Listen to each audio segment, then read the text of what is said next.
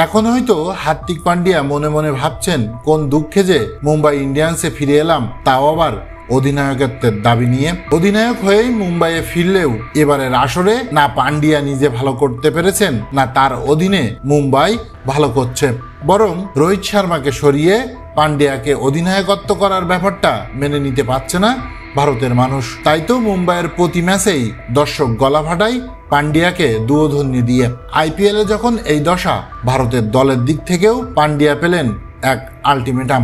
আগামী টি-20 বিশ্বকাপে পান্ডিয়াকে দলে জায়গা নিয়ে সংশয়ে ভারতের টিম ম্যানেজমেন্ট। দলে জায়গা পেতে হলে বোলিংয়ে নিয়মিত ভালো করার আলটিমেটাম পান্ডিয়াকে নাকি দিয়ে দেওয়া হয়েছে, এমনটাই জানিয়েছে টিম ম্যানেজমেন্টের পক্ষ থেকে। এ যেন আম চাইতে গিয়ে ছালাও হারাচ্ছেন হার্দিক পান্ডিয়া। এবারের আইপিএলে এখন পর্যন্ত ব্যাটিং বোলিং কোনো দিকেই ভালো কিছু করতে পারেননি পান্ডিয়া।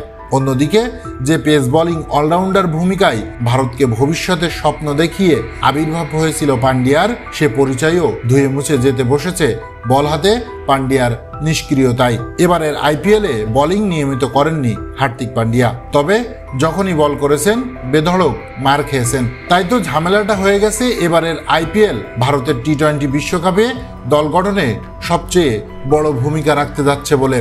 ব্যাটিংয়ের জন্য পান্ডিয়াকে ভারতের দরকার পড়ে না, তার অভাব পুষিয়ে দেওয়ার মতো আরও অনেক ব্যাটসম্যানই আইপিএলে আরও ছড়াচ্ছেন।